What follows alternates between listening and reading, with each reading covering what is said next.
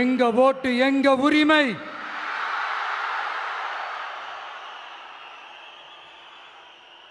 எங்களை யாரும் விலைக்கு வாங்க முடியாது.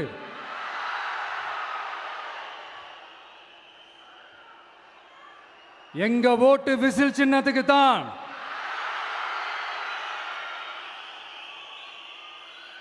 யாரையும் நம்பி ஏமாற மாட்டோம்.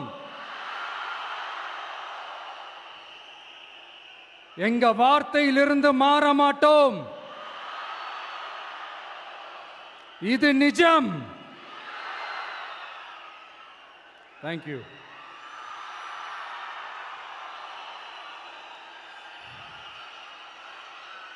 ஒரு குட்டி கதையிலிருந்து ஆரம்பிப்போமா?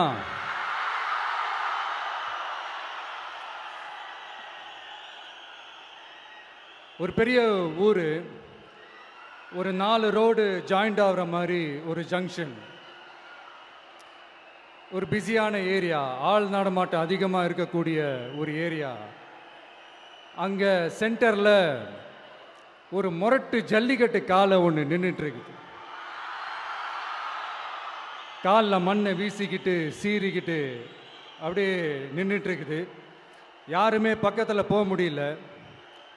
அந்த இடம் ஒரு கேஷுவலாக மாறணும் அப்படின்னா அந்த காளையை அடக்கி அமைதி ஆக்கினா தான் மறுபடியும் ஒரு பேக் டு நார்மல் சுச்சுவேஷனுக்கு அந்த இடம் மாறும். அந்த ஊரில் இருக்கிற ஒரு சில பேருக்கு மட்டும்தான் அந்த காளை அடங்கும். அவங்க யாருமே அங்கே இல்லை. ஆனால் அந்த க்ரௌடில் இருந்த ஒரு சில பேர், ஆல்ரெடி அந்த காளையை அடக்கணவங்களோடு இருந்த ஒரு சில பேர், எங்களுக்கு இல்லாத அனுபவமா? நாங்க பார்க்காத காளையா? நாங்க பார்க்காத மாடா? நாங்க போய் அடக்குறோம்னு சொல்லிட்டு உள்ள போறாங்க. ஒருத்தராலையும் அந்த காளையை தொடக்கூட முடியல. எல்லாரையும் அடிச்சு வீசி தூக்கி போட்டுருச்சு. இப்ப என்னடா பண்றது அப்படின்னு பார்க்கும்போது அந்த கூட்டத்தை விலக்கிட்டு ஒரு சின்ன பையன் ஒரு என்ட்ரி ஒன்று கொடுக்குறான். உங்களுக்கு தான் தெரியும்ல, டேய் எங்களாலே முடியல, நீ எல்லாம் என்னத்தை போய் கிழிக்க போற? எங்களுக்கு அவ்வளோ அனுபவம் இருக்குது, நாங்களே அடிபட்டு ஓரமா படுத்து கிடக்கிறோம். இவன் விளையாட்டுத்தனமா ஏதோ பண்ணிட்டு கிடக்கிறான், பாவம் அந்த காலை கிட்ட போய் அடிபட்டு சாவ போறான். பச்சா பையன், அந்த பையன், இந்த பையன், அண்டர் எஸ்டிமேட் பண்றது, ஏளனமா பேசுறது, இப்படி ஒரு பக்கம். இன்னொரு பக்கம் பரிதாபப்பட்டு, ஐயோ பாவமே, இப்படி தனியா போய் மாட்டிக்கிட்டானே அந்த காலை கிட்ட, என்ன பண்ண போறானோ அப்படின்ட்டு ஒரு பக்கம் பரிதாபப்பட்டு பேசுறாங்க. அந்த சின்ன பையன் எதுவுமே காதலையே போட்டுக்காம 2 பாக்கெட்லையும் கையை விட்டுக்கிட்டு ஸ்டைலா கெத்தா தில்லா அப்படியே உள்ள போறான். ஒரு ஸ்டெப் எடுத்து வைக்கிறான், அந்த காலை அப்படியே சீறிக்கிட்டே நின்றுட்டு இருக்குது. இன்னொரு ஸ்டெப் எடுத்து வைக்கிறான், காலை அப்படியே சீறிக்கிட்டே முன்னாடி வருது. மக்கள் எல்லாரும் பதட்டத்தோடு அப்படியே பார்த்துட்டு இருக்கிறாங்க. இன்னொரு ஸ்டெப் எடுத்து வைக்கிறான், காலை அப்படியே முட்டை வரும்போது பாக்கெட்டுக்குள்ள மறைச்சி வச்சிருந்த 2 புல்லுக்கட்டு அதை அந்த காலை கிட்ட காட்டுறான். காலை அப்படியே சடனா வந்து நின்று அது மூடெல்லாம் மாறி அந்த புல்லுக்கட்டை சாப்பிட ஆரம்பிச்சிருச்சு. அந்த சின்ன பையனும் அந்த காளையை அப்படியே தடவிக்கிட்டே வரான். காளையும் பக்கத்தில் ஒரு குழந்தை மாதிரி நடந்து வந்துக்கிட்டு வருது. பக்கத்தில் இருந்த ஒரு வயல்வெளியில் அந்த காளையை மேய விட்டுட்டு வரான். மக்கள் எல்லாரும் அந்த பையனை ஆச்சரியமாக பார்க்குறாங்க. அந்த அடிபட்டு கிடந்த அந்த அனுபவசாலிங்க தலையை தொங்க போட்டு நின்றுட்டு இருக்கிறாங்க. ஏன்னா பேசின பேச்சு அப்படி. வாய் இருக்குன்றதுக்காக நக்கலுமா நையாண்டியுமா நச நச நச நசன் ஒரே பேச்சு. என்ன பண்றது, தலையை குனிஞ்சு அப்படியே நின்றுட்டு இருக்கிறாங்க. அங்க ஒரு பெரியவர் வர்றார். வந்து அந்த பையன்கிட்ட கேட்கிறாரு, எப்படிப்பா இப்படி ஒரு முரட்டு காலை சீறிட்டு நின்றுட்டு இருந்தது, எப்படி அந்த காளையை அடக்கின அப்படின்னு கேட்டதுக்கு அந்த பையன் சொல்றான், ஐயா எனக்கு அந்த காளையை பார்த்தா கோபமாக இருந்த மாதிரிலாம் எனக்கு தெரியல, அந்த காலை பசியோடு இருந்த மாதிரி இருந்தது. அதனால தான் அந்த புல்லுக்கட்டை காமிச்சவொடனே ஓகே நமக்கு தேவையானது கிடச்சிருச்சு அப்படின்னோடனே அந்த புல்லுக்கட்டை சாப்பிட்டுட்டு நம்மளோட அப்படியே ஜாலியாக வாக்கிங் வந்துருச்சு அப்படின்னு சொன்னான். இதை கேட்ட அந்த பெரியவர் சொன்னாராம், இந்த சின்னவங்க பெரியவங்க அனுபவம் இருக்கிறவங்க அனுபவம் இல்லாதவங்க இதெல்லாம் விஷயமே கிடையாது. யாரா இருந்தாலும் அந்த சூழலுக்கு ஏற்ற மாதிரி அந்த சிச்சுவேஷனுக்கு தகுந்த மாதிரி என்ன பண்ணி அந்த ப்ராப்ளமை சால்வ் பண்ணுறான், ஏது பண்ணி அந்த ப்ராப்ளமை சால்வ் பண்ணுறான், அதுதான் விஷயமே, அதுதான் மேட்ரு. ஸோ நீ சூப்பர்ப்பா, என்ன ப்ராப்ளம் வந்தாலும் நீ சால்வ் பண்ணிடுவ அப்படின்னு முதுகில் தட்டி கொடுத்துட்டு அந்த பெரியவர் போகிறார். இப்போ அந்த கதையில் அந்த முரட்டு ஜல்லிக்கட்டு காலை தான் நம்ம தமிழ்நாட்டு அரசியல் களம். அந்த பெரியவர் தான் நம்ம தமிழக மக்கள். அந்த பாக்கெட்டுக்குள்ள ஸ்டைலா தில்லா கெத்தா ஒருத்தன் உள்ள வந்தான் பாருங்க, அவன்தான்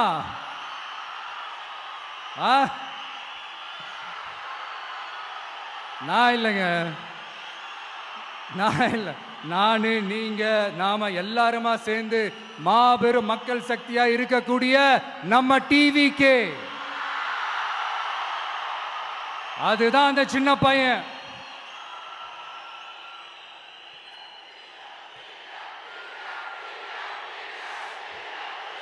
தேங்க்யூ தேங்க்யூ தேங்க்யூ.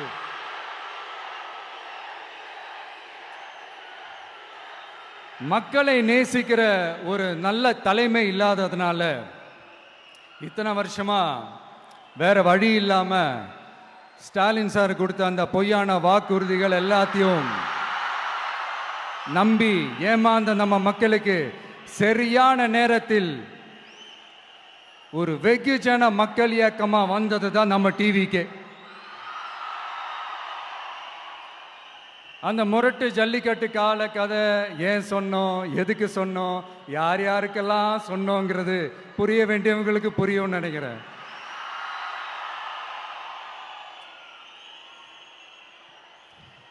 இப்போ நாம ஒவ்வொரு வீட்டில் உயிரா உணர்வா இருக்கிறோம். ஆனால் நான் உங்கள் எல்லாரையும் நேரில் சந்திக்கணும், நீங்கள் இருக்கிற ஊருக்கே உங்களை சந்திக்கணும் அப்படின்றது தான் எனக்கு மனசில் இருக்கிற ஒரு பெரிய ஆசை. ஆனால் அந்த சிச்சுவேஷன் ஒரு எதிர்கட்சியாக இருந்து கேள்வி கேட்டுட்டு இருக்கிற இந்த நேரத்தில் நமக்கு எதிராக என்ன சூழ்ச்சிகள்லாம் நடக்குதுன்றது உங்கள் எல்லாருக்குமே நல்லா தெரியும். அதனால் இப்போ உங்களுக்கு ஒரு வாக்குறுதியை கொடுக்குறேன், நம்மளுடைய ஆட்சி அமைஞ்சதும் ஒவ்வொரு கிராமத்துக்கும் நான் நேரடியா வந்து என்னுடைய சொந்தங்களாகிய உங்க எல்லாரையும் நான் சந்திக்கிறேன்.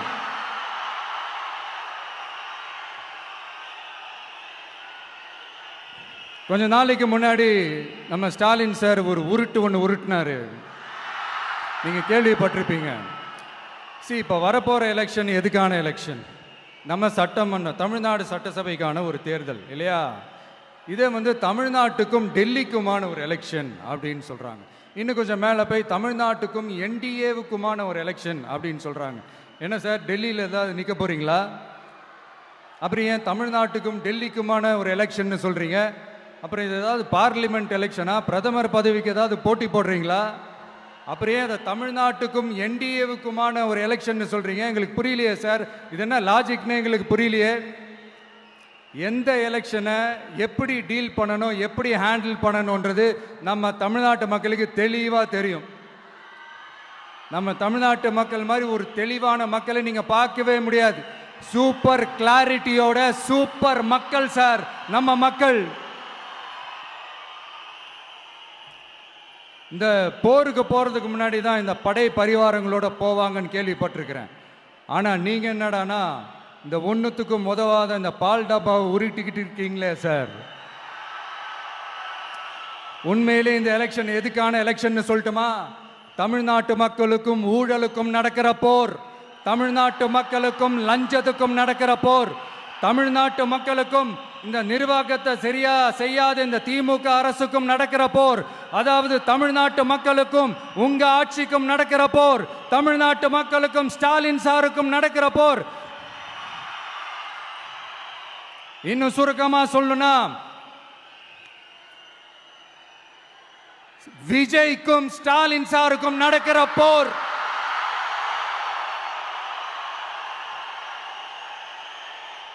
இதுக்கு நடுவுல இந்த என்டிஏ டெல்லி இதெல்லாம் என்ன லாஜிக்னே புரிய மாட்டேங்குது சார்.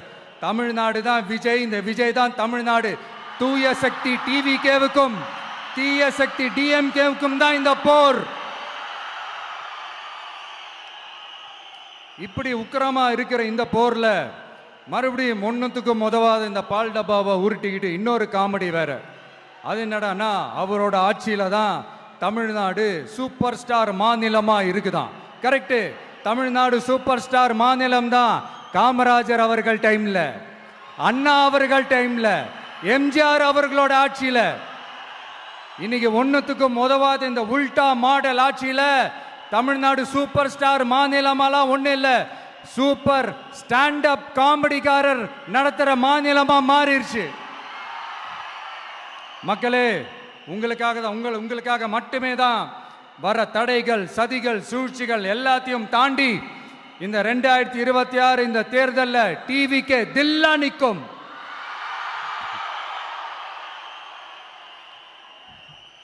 இதுவரைக்கும் நடந்த எலெக்ஷன் வேற, இப்ப நடக்க போற எலெக்ஷன் வேற. ஒவ்வொரு 5 இயர்ஸுக்கும் நடக்கிற எலெக்ஷன் மாதிரி இதை நினைச்சிடாதீங்க. 50 வருஷத்துக்கு ஒரு வாட்டி நடக்க போற ஒரு எலெக்ஷன் மாதிரி இது. அதிசய எலெக்ஷன். ஒரு எலெக்ஷன்ல அவங்களோட எதிரிகளை தான் எதிர்ப்பாங்க, அப்படிதான் எதிர்ப்பாங்க, அதுதான் யதார்த்தமும் கூட.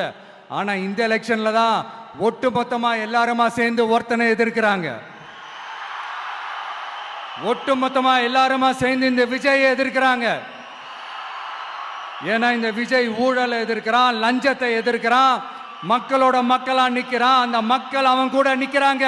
அந்த காண்டு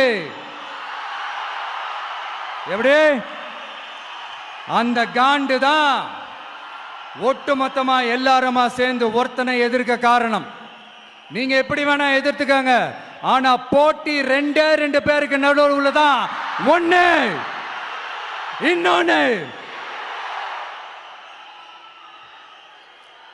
இந்த எலெக்ஷன் டேல மேக்சிமம் என்ன பண்ணுவீங்க? போவீங்க, ஓட்டு போடுவீங்க, வருவீங்க, அவ்வளவுதான் உங்களுடைய பார்ட்டிசிபேஷன். ஆனா இந்த எலெக்ஷன்ல நீங்க பங்கெடுத்துக்க போறீங்க. எஸ், உங்க வீட்டில் இருக்கிற ஒரு விஜய் தான், உங்க வீட்டில் இருக்கிற ஒரு விஜய் தான் வேட்பாளரா நிக்க போறாங்க.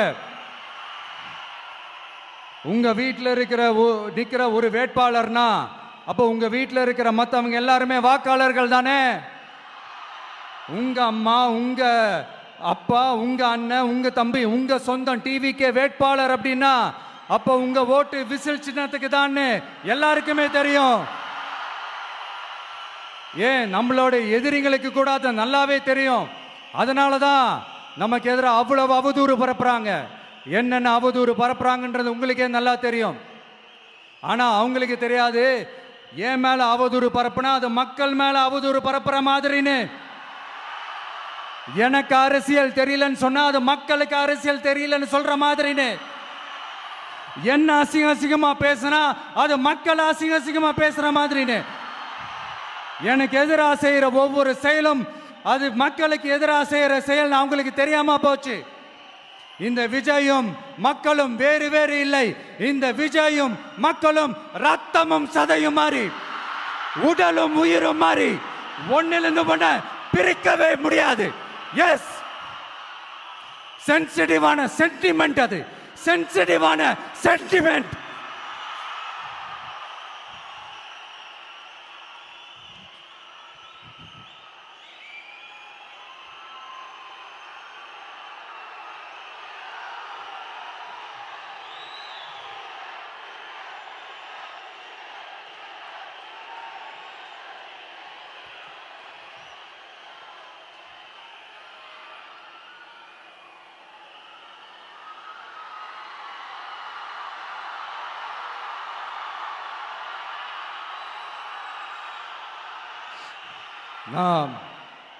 சாரி, இதை யாரும் அசைக்க முடியாது. மக்களை நேசிக்கிற விஜய் வேணுமா, மக்கள் விரோத ஆட்சி நடத்துற ஸ்டாலின் சார் வேணுமா? இந்த விஜய் நம்புறீங்களா, ஸ்டாலின் சார் நம்புறீங்களா? proof, this is the proof.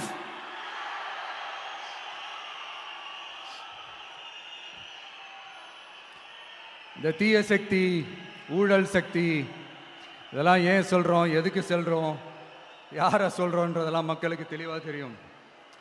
அதே மாதிரி டிவிகேவுக்கு போட்டி டிஎம்கே தான்றதும் மக்களுக்கு தெளிவாக தெரியும். அப்படி இருக்கும்போது நாம் ஏதாவது பேசினா வாண்டடா சில பேர் வந்து வண்டியில் ஏறி உட்காந்துக்கிறாங்க. ஆமாம், வாண்டடா சில பேர் வண்டியில் ஏறி உட்காந்துக்கிட்டு குரல் கொடுக்குறாங்க.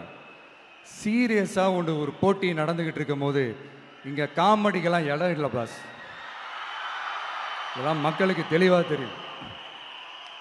இந்த நேரத்தில் ஒரு சீரியஸ் கேள்வியை இன்னைக்கு இருக்கிற மிகப்பெரிய அரசியல்வாதிங்க கிட்ட கேட்கணும்னு நான் நினைக்கிறேன்.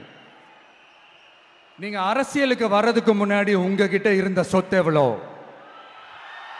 அரசியலுக்கு வந்ததுக்கு அப்புறம் இன்னைக்கு உங்ககிட்ட இருக்கிற சொத்து எவ்வளோ? அதை ஓப்பனா டிக்ளேர் பண்ண முடியுமா? அப்படி வந்த காசெல்லாம் என்னென்ன தொழில் செஞ்சு வந்துச்சு, என்ன வேலை செஞ்சு வந்துச்சு, உண்மையிலே நீங்க உழைச்சி சம்பாதிச்ச காசா, இல்ல ஆட்சி அதிகாரத்துக்கு வந்ததுக்கு அப்புறம் ஆட்டைய போட்ட காசா? இதெல்லாம் ஓப்பனா டிக்ளேர் பண்ண முடியுமா? இதெல்லாம் நம்ம கேட்டா எல்லா ஊழல்வாதிகளும் ஒன்னா சேர்ந்து நம்ம மேல சேத்தவாரி வீசுவாங்க. அதை பத்திலாம் நமக்கு கவலை இல்லை. ஏன்னா நாம யாருன்னு மக்களுக்கு நல்லாவே தெரியும். எனக்கு ஒரு புது ஃப்ரெண்ட், புது நண்பர் ஒருத்தர் கிடைச்சிருக்கார். யார் தெரியுமா? தெரியாதா? முதல்வர் அவர்கள் தான். இப்போ ஒரு நிருபர் ஒருத்தர் கேட்ட கேள்விக்கு எனக்கு எதிரிகள்லாம் யாரும் இல்லை, அவங்க எல்லாருமே எனக்கு நண்பர்கள் தான் அப்படின்னு சொன்னாங்களே. அப்படி நாங்கெல்லாம் உங்களுக்கு நண்பர்கள்னா அப்புறம் ஏன் சார் கரூர் விஷயத்துல ஏன் மேல பழி தூக்கி போட்டீங்க?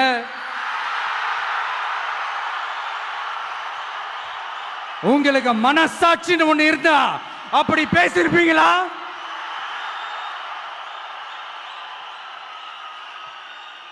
அப்படி நாங்களாம் உங்களுக்கு நண்பர்கள்னா ஒரு ஈவெண்ட், ஒரு ஃபங்க்ஷன் நடத்துறதுக்கு ஒரு இடமோ ஒரு பர்மிஷனோ ஏன் கொடுக்க மாட்டேன்றீங்க? எல்லாத்தையும் நீங்களே பண்ணிட்டு போற போக்கில் அப்படியே பொய்களா அடிச்சு விட்டுக்கிட்டு இருக்கீங்க. உங்களோட உண்மையான நண்பர்கள் யாருன்னு சொல்லட்டுமா? லஞ்சம், ஊழல், அரசியல் ஆதாயம், இதெல்லாம் தான் உங்களோட உண்மையான நண்பர்கள். பர்சனலா நீங்க எப்படி வேணா இருந்துக்கங்க சார், நமக்கு அதை பத்தி கவலை இல்லை, நமக்கு அது அவசியமும் இல்லை. ஆனா உங்க ஆட்சி தான் தப்பான ஆட்சி, தமிழ்நாட்டுக்கு தேவையில்லாத ஆட்சி. கொஞ்ச நாளைக்கு முன்னாடி கற்பனையா ஒரு விஷயம் ஒன்று சொன்னேன். இந்த முதல்வர் கூட விசில் சின்னத்துக்கு தான் வாக்களிப்பாரு அப்படின்ட்டு கற்பனையா ஒன்று சொன்னேன். ஆனா இன்னைக்கு நிஜமாவே நமக்கு ஆதரவா ஒரு கோஷத்தை எழுப்பியிருக்கிறாங்க. அது என்ன தெரியுமா? எங்க வாக்கு சாவடி வெற்றி வாக்கு சாவடியா. அதுக்கு அர்த்தம் என்ன தெரியுமா? எங்க வாக்கு சாவடி விஜய் வாக்கு சாவடின்னு அர்த்தம்.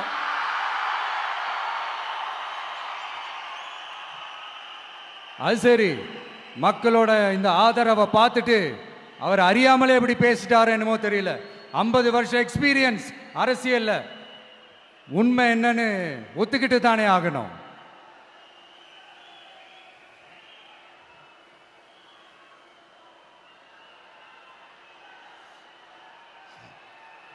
ஜனநாயகம்ங்கிறது பெரும்பான்மை ஆட்சி அதிகாரம் சார்ந்தது மட்டும் இல்லை, சிறுபான்மை மக்களின் உரிமைகள் உணர்வுகளும் புனிதம்னு நினைச்சு அதையெல்லாம் காப்பதற்கு பெயர் தான் ஜனநாயகம்னு 1963 அறிஞர் அண்ணா பார்லிமெண்ட்ல பேசினதை நாம இங்க சொல்றது ரொம்ப பொருத்தமா இருக்கும்.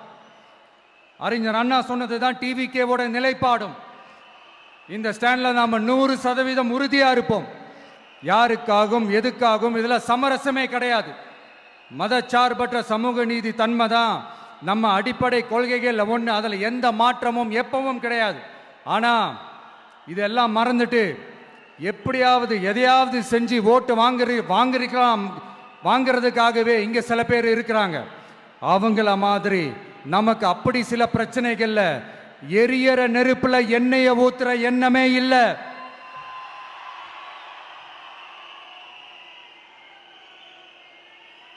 இங்க சில அரசியல் கட்சிகளும் சில அரசியல் தலைவர்களும் ஒரு சில நேரங்களில் அமைதியா இருந்தாலே போதும், ஒரு பிரச்சனையும் வராது.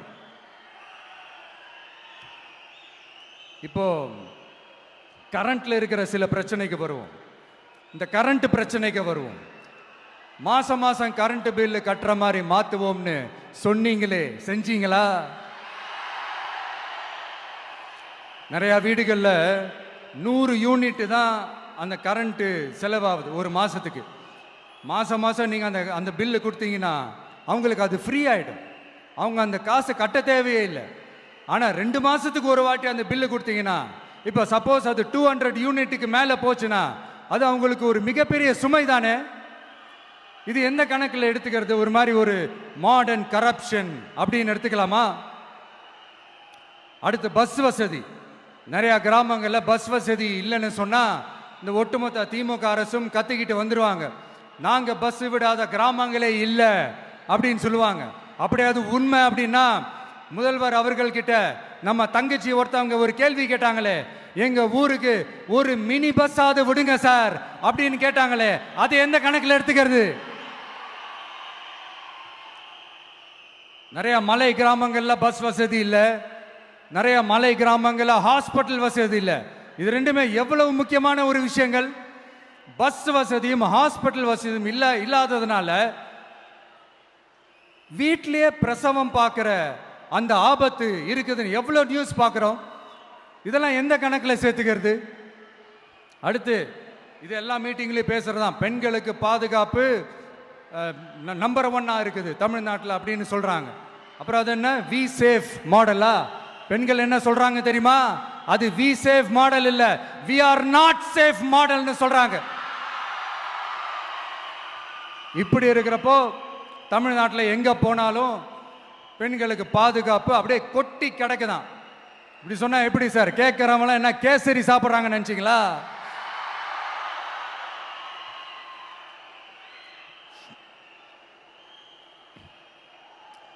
அடுத்து இந்த சட்டம் ஒழுங்கு, அது காணாம போய் ரொம்ப நாள் ஆச்சு.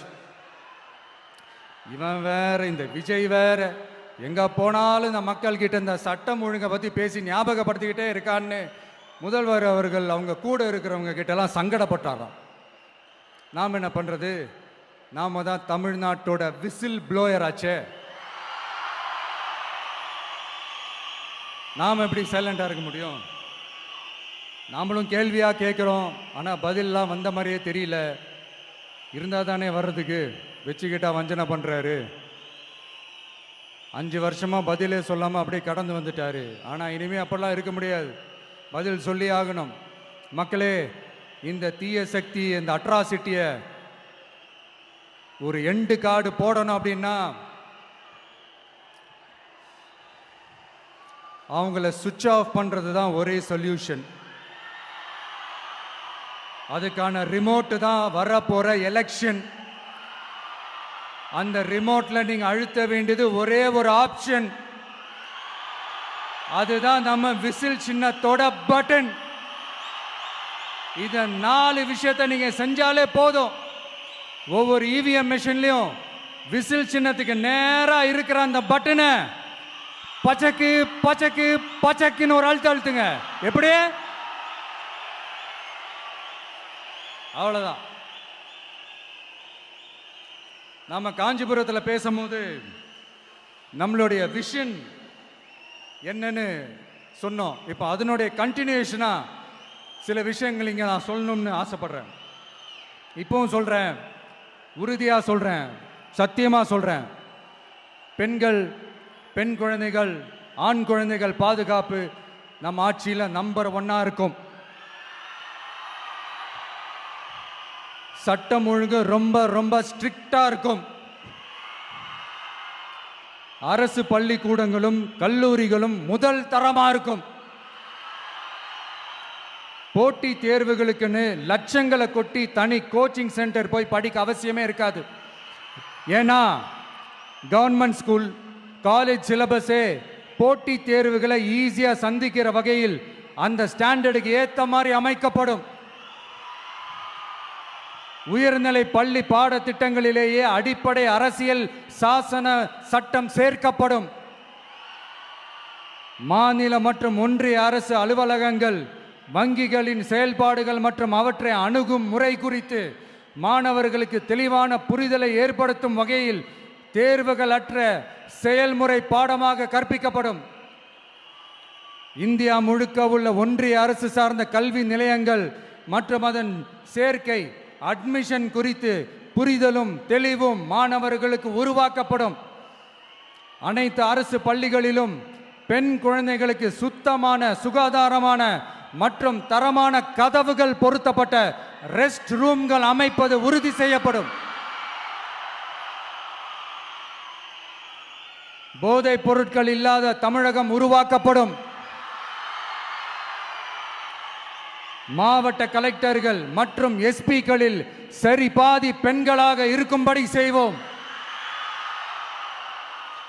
மலை கிராமங்களில் அரசு ஆரம்ப சுகாதார நிலையங்கள் பிரசவம் பார்க்கும் வசதியுடன் அமைக்கப்படும்.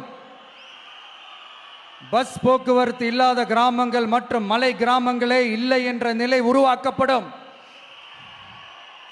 ஏற்கனவே அமைப்பு சாரா தொழிலாளர்கள் அமைப்பு இருந்தாலும் ஆட்டோ, டாக்ஸி மற்றும் லாரி டிரைவர்களுக்கென அவர்களின் நலன்களுக்காகவும் குடும்ப நலன்களுக்காகவும் தனியாக நல வாரியம் அமைக்கப்படும். தென் தமிழகம் உட்பட தமிழகத்தின் தேவையான பகுதிகளில் தொழிற்சாலைகள் அமைக்கவும் தொழில் வளம் பெருக்கவும் தனி கவனம் செலுத்தப்படும். விவசாயிகள், மீனவர்கள் மற்றும் நெசவாளர்களின் கருத்துக்களை அறிந்து அவர்களுக்கான திட்டங்கள் காலத்தின் தேவைக்கேற்ப உருவாக்கப்படும். இப்போ நம்ம ஸ்டாலின் சார் அறிவாலயம் பக்கத்தில் யாரு நடந்து போனாலும், அறிவாலயம் பக்கத்தில் யாரு நிழலுக்கு ஒதுங்கினாலும் கூட்டணியில் சேர்த்துக்கிறார். அந்த வச்சிருக்கிற பணத்தில் ஒரு பங்கு ஒன்று கொடுத்து அதுக்கு பேர் கல்லாப்பெட்டி கூட்டணின்னு வச்சிருக்கிறேன். அந்த கல்லாப்பெட்டி கூட்டணியை ரொம்ப கஷ்டப்பட்டு சேர்த்திருக்கிறார். ஆனால் அவருக்கு நான் சொல்றேன், இந்த அறத பழைய கூட்டணி கணக்குகளோ இந்த கொள்ளையடிச்ச பணத்தையே வச்சு எங்க மக்களை ஏமாத்தி எல்லாம் ஜெயிக்க முடியாது. ஏன்னா இது மாபெரும் மக்கள் சக்தியான வித்தியாசமான விசில் புரட்சி எலெக்ஷன்.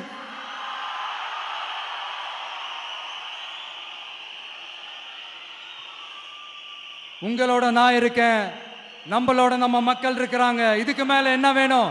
கான்பிடென்ட்டா இருங்க, நல்லதே நடக்கும், வெற்றி நிச்சயம். மீண்டும் சந்திக்கும் வரை நன்றி, வணக்கம். என் நண்பர்களே, ஒரு சின்ன ரிக்வெஸ்ட். நான் திருப்பி இங்கிருந்து 4 hours சென்னைக்கு போகணும். தயவு செஞ்சு யாரும் என் வண்டிக்கு பின்னாடியோ என் வண்டி சைட்லேயோ பைக்கில் வராதிங்க. உங்களை நான் கெஞ்சி கேட்டுக்கிறேன். தேங்க்யூ.